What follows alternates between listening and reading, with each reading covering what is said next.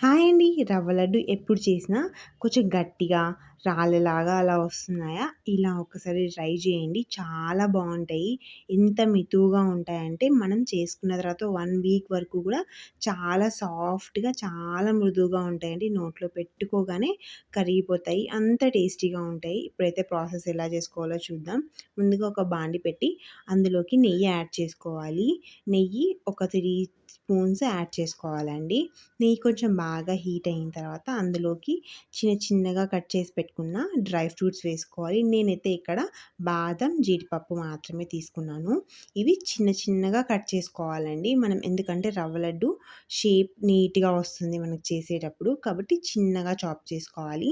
ఇవి చాలా దోరగా వేయించుకోవాలండి. జీడిపప్పు, బాదాము త్వరగా వేగిపోతాయి కాబట్టి కలుపుకుంటూ వేయించుకోవాలి మాడకుండా. అప్పుడే టేస్ట్ చాలా బావుంటాయి. మనకి తింటుంటే అక్కడక్కడ తగులుతూ. ఇలా నాకైతే బాగా వేగిపోయాయండి. గోల్డెన్ కలర్ వచ్చేసాయి. నేను తీసి ఒక బౌల్‌లో పక్కన పెట్టేసుకుంటున్నా. ఇందులో మీరు కావాలంటే కిస్మిస్ కూడా యాడ్ చేసుకోవచ్చండి. నేను కిస్మిస్ యాడ్ చేయట్లేదు. ఇక్కడ అన్నీ తీసి పెట్టుకున్నాం కదా! ఇందులోకి ఇంకొంచెం నెయ్యి యాడ్ చేసుకుంటున్నాను. నెయ్యి యాడ్ చేసుకొని ఒక స్పూన్ యాడ్ చేసుకొని ఇందులోకి మనం రవ్వ వేసుకుంటున్నాము. బొంబాయి రవ్వ, ఉప్మా రవ్వ వస్తుంది కదా! సన్నది అది యాడ్ చేసుకుంటున్నానండి. నేనిక్కడ 2 కప్పుల బొంబాయి రవ్వ తీసుకున్నాను. నేను మెజర్‌మెంట్స్ అన్నీ డిస్క్రిప్షన్‌లో ఇస్తానండి. చూసుకొని నిదానంగా ట్రై చేయండి రెసిపీ. బొంబాయి రవ్వ వేసుకొని బాగా కలుపుకోవాలి. బొంబాయి రవ్వని చిన్న ఫ్లేమ్ మీదే నిదానంగా వేయించుకోవాలండి. అప్పుడే బొంబాయి రవ్వలో ఫ్లేవర్ అంతా దిగుతది. ఇక్కడ నేను పచ్చి కొబ్బరిని పైన డార్క్ లేయర్ వస్తది కదా! అది నీట్‌గా చాప్ చేసి తీసేసి మిగతాదంతా వైట్ కలర్ కొబ్బరిని కోర్స్‌గా గ్రైండ్ చేసి తీసుకున్నానండి. నేను కప్పున్నర తీసుకున్నాను పచ్చి కొబ్బర.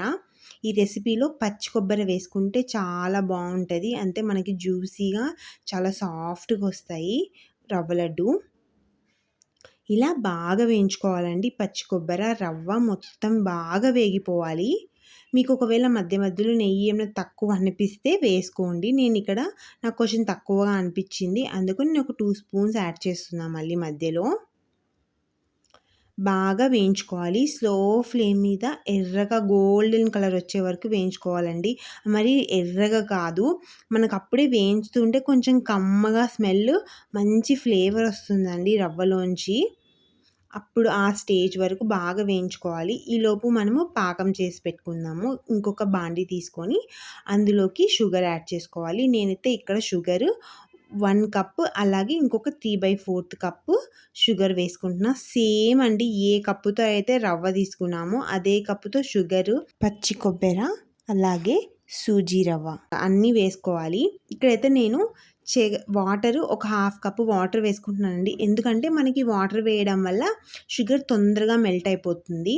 బాగా కరుగుతుందనమాట ఈవెన్‌గా.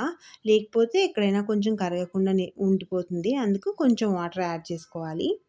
ఈలోపు మనకైతే పచ్చి కొబ్బర, రవ్వ బాగా వేగిపోయిందని చూసారు కదా! ఇక్కడ కలర్ వచ్చేసింది. ఇందాక వైట్‌గా ఉండే ఇప్పుడు కొంచెం గోల్డెన్ కలర్ వచ్చింది కదా! Light golden colour.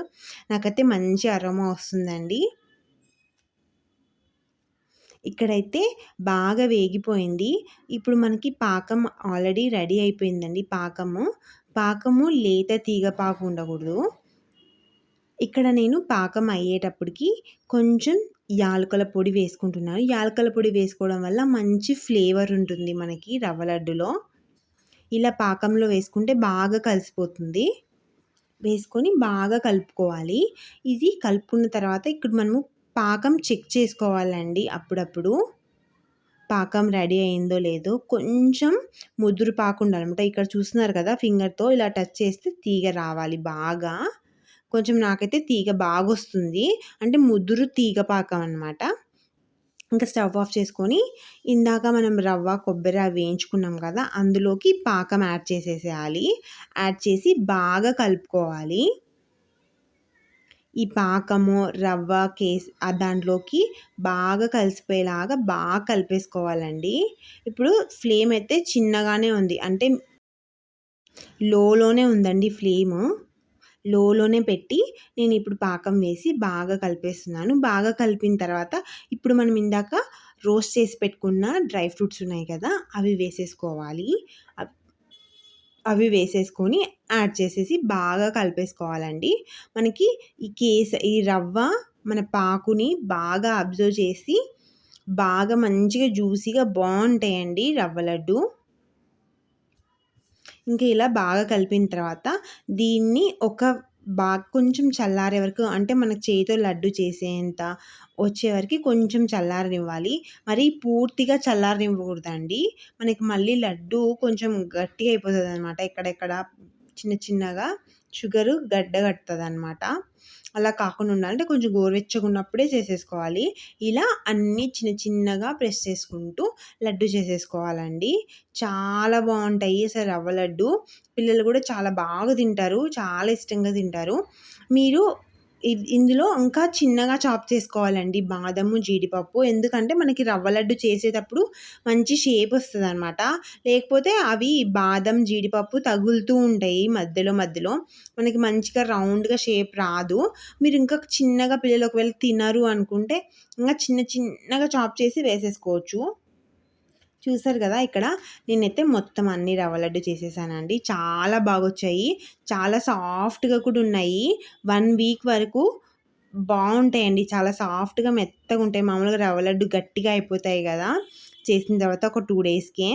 ఇవైతే చాలా బావుంటాయి. వీడియో కనుక మీకు నచ్చినట్లయితే లైక్ చేయండి. ఛానెల్‌ని సబ్స్క్రైబ్ చేసుకోండి.